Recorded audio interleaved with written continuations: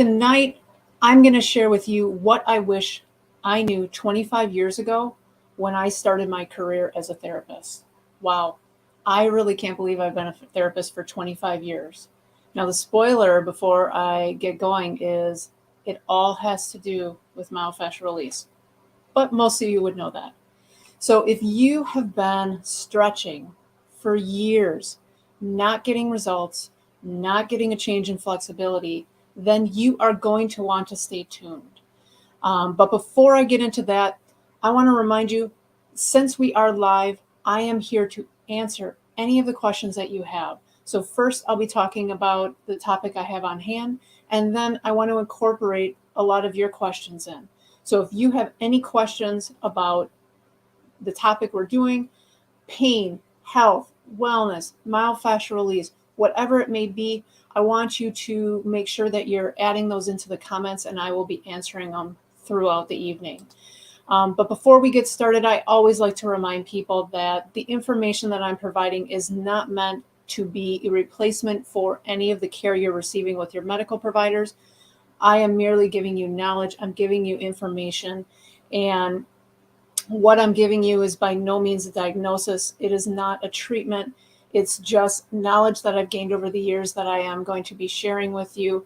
And when you ask your questions, if I don't know something, I will be completely honest with you and let you know that I do not know. But if you are ready to start to learn what I wish I knew 25 years ago, we're going to go ahead and get started. So when 25 years ago, I was working in a traditional physical therapy setting. Right when I got out of school, that was the types of jobs that I had, which was common. And when I was in that traditional setting, I was teaching traditional stretching. What is the difference between that traditional stretching and what I do now? Well, traditional stretching is done at more of what we call an end range. So I may stretch to the end and then hold it there for a short duration, maybe 10, 20, 30 seconds. But many of my clients really didn't follow through with their programs because it was painful. It was uncomfortable for them. So they didn't follow through, they didn't get the results they were looking for, but because it was uncomfortable, they didn't want to do it. And a lot of that lack of results comes from when we're doing more of a traditional stretch, we're only addressing an aspect of the tissue that is kind of like a rubber band. You stretch it, it comes back. You stretch it, it comes back. So what clients would feed back to me was, I stretch, I tighten right back down. I stretch, I tighten right back down. They never really felt much change. And like I said, for many of them, it was painful or uncomfortable. So they just didn't want to follow through with it because they didn't like how it felt. So what changed throughout my career that I wish I would have known at the beginning? It was 20 years ago when I attended my first myofascial release course. When I attended that and started to really understand the principles of myofascial release, I completely modified the style of stretch that I personally do, but also that I teach my clients. Now, the difference with myofascial stretching compared to more of a traditional stretching, so again, traditional stretching, we're going to more of an end range. With myofascial, we're going to teach you how to understand what a restriction feels like. You're going to stop there and release layer upon layer of those restrictions. We're not going immediately to that end range. And with that, we're holding a lot longer. So with traditional stretching, remember, we held for short duration, 10 to 30 seconds. With myofascial, because we're never forcing, and we're going to address many layers of restriction, we are holding for much longer, upwards of 3 to 5 minutes. And when my clients do more of a myofascial stretch approach, they comment back to me that it actually feels good to them. So they want to follow through with it, which is wonderful. That's where you get a lot of the results from. And they're starting to get really long-lasting change. So things that I absolutely love about myofascial stretching is anyone can do it. It doesn't matter what physical limitations we may have. We can do myofascial stretching. We can adjust and make modifications to meet anyone's needs and what they need in that moment. And the other thing that I love about myofascial stretching is it addresses all aspects of the tissue. So if you remember, traditional stretching, I said, was kind of like a rubber band. You stretched it and it sprung back. You stretched it and it sprung back. So that's why you never got kind of those long-term changes. Well, with the myofascial stretching, you're going and addressing all aspects of the tissue, which is going to yield much more permanent results. We also utilize 4 key principles. 1, we never force. 2, we've kind of touched on this, the time element. We're holding for a minimum of 90 seconds, but more upwards of 5 minutes, which this time element is the critical piece with getting results that we're looking for. Number 3, we're going to gently lengthen and add in what we call active elongation. Number 4, we're going to be mindfully aware. We're going to be present as we're doing the myofascial stretching. So we've started out by talking about the differences between traditional and myofascial stretching. We've talked about the myofascial principles. So now would be the time that I would love to hear your comments or questions. Tell me a little bit more by just sharing in the comments. What experience do you have with stretching? Have you ever done myofascial stretching? Do you do more of a traditional stretch? How does it feel for you? Do you have any specific questions? I'd love to answer them. But while we're waiting for questions to come in, I am going to break down those principles a little bit further. So the first one was we never force. Remember with traditional, we are pushing and forcing to that end range to do the stretch. And I want you to take a moment to just think about the last time that you were pushed to do something. How did you feel when you were doing it? How did you like it? For me, I know personally, I don't want someone to tell me what to do, or I don't want to be pushed to do something. So I am going to put up resistance. Well, the body is the same way. When we force, like we do in a traditional stretch, to go to the end range, our body is being forced to go past where its barrier is at. And what it's going to do is going to resist. It's going to brace. And when we're in a state of brace and tension, it is never going to be able to soften. It's not going to be able to let go, to relax, and the tissue can never lengthen. It can never open up. So from a myofascial standpoint, we elicit never forcing. So we want to teach you what are restrictions, what do they feel like, so that you can learn to stop at them, wait, and once they release, then and only then do we go a little bit further into the range of motion to where that next restriction is.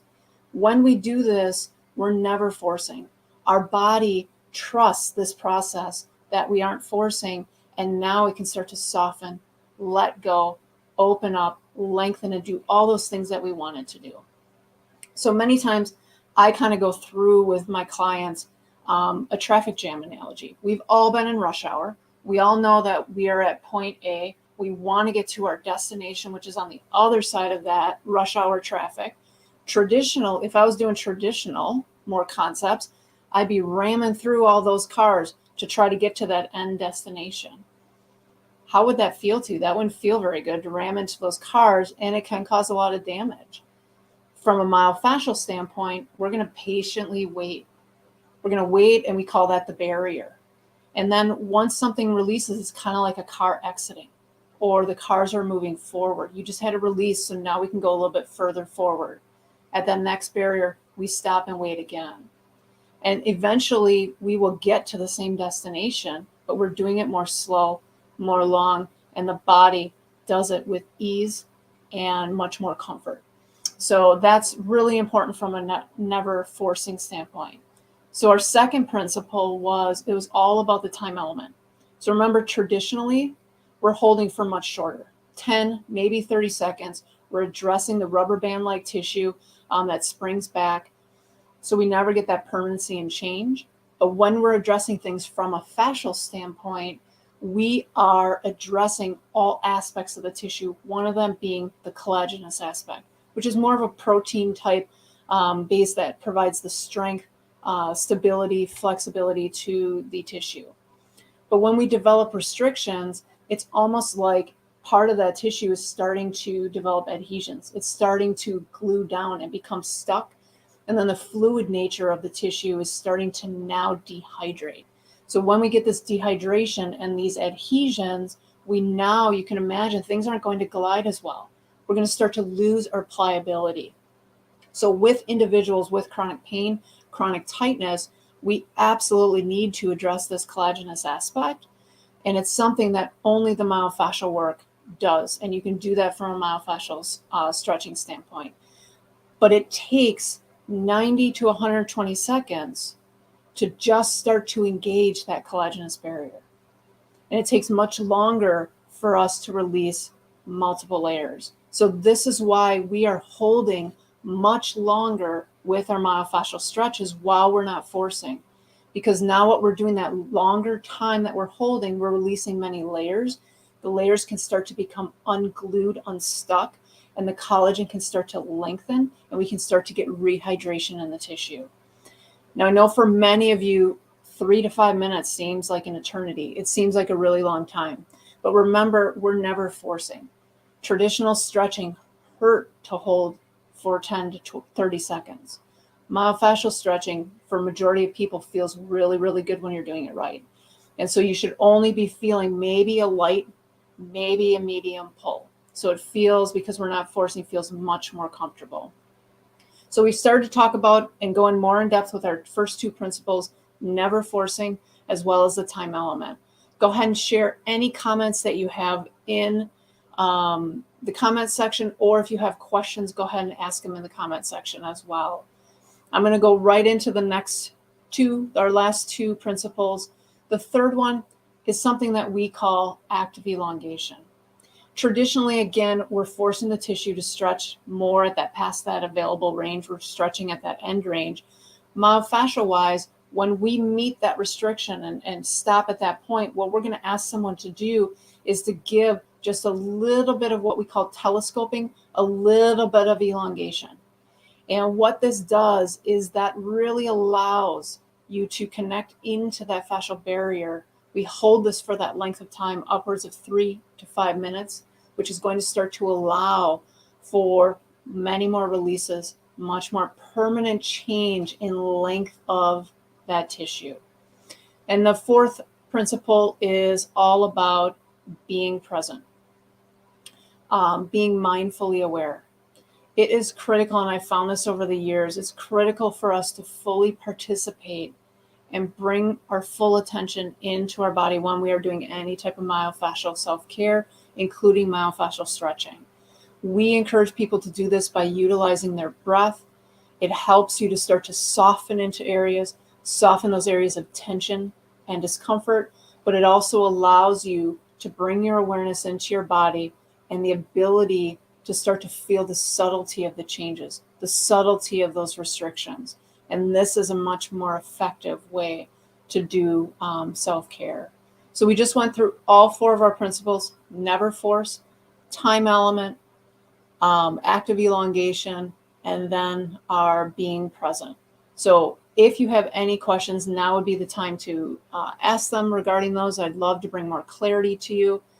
But I even want to take it one step further. I want to help you start to understand this concept of these principles and myofascial stretching. So next Monday, I'm going to be coming live again right here on this channel at 6 p.m. Central Time. And I'm going to actually teach you and walk you through a myofascial stretch technique. You're going to do it along with me. You can feel what those restrictions feel like, feel what those releases feel like, and you're going to be able to ask questions to get clarity on how to do these myofascial stretches correctly and appropriately. So I just want to do a quick recap of what we kind of took away from today. Any traditional stretch can be modified with the myofascial principles to make it into a myofascial stretch. So how we would do that using the principles that we talked about are, one, we're going to slow down. We're going to slow down in the stretch, but also we're going to slow down going into the stretch. And then when we start to feel that light little stretch or learn where that restriction is, we're going to stop there. We're going to breathe into it. And then we're going to also add that gentle elongation, or what we call telescoping. When the tissue then gives, you feel that release happen, then and only then do we go a little bit further into the stretch, waiting at that next barrier, repeating the process again, holding for a minimum of 3 to 5 minutes. Now, I want you guys to know anyone can do this stretching, but it does take practice. It takes practice to adjust our mindset from what we've learned over the years, because we all will push, we all will force, and that's okay. If you're feeling yourself doing that, just be gentle with yourself and just back off just a little bit. If you're not feeling the give, if you're not feeling the release, you're probably too far, so back off a little bit. And it's just practice to start to feel what those restrictions feel like. So I want you to make sure you are saving the date. Come on back next Monday on the same channel, 6 p.m. Central Time, and I'm going to take you through one of those myofascial stretches so you can feel what I'm talking about. You can start to learn how to do them. But in the meantime, if you have any questions, you want to learn more, please don't hesitate to go ahead and reach out to me via email, and I would be happy to answer any questions that you do have regarding myofascial stretching, anything pain or health related. And you can go ahead and email right to the email that's on the screen. As always, thank you for tuning in, and I hope that you have a wonderful night. I will see you next Monday, same time, same place, for some myofascial stretching. Good night.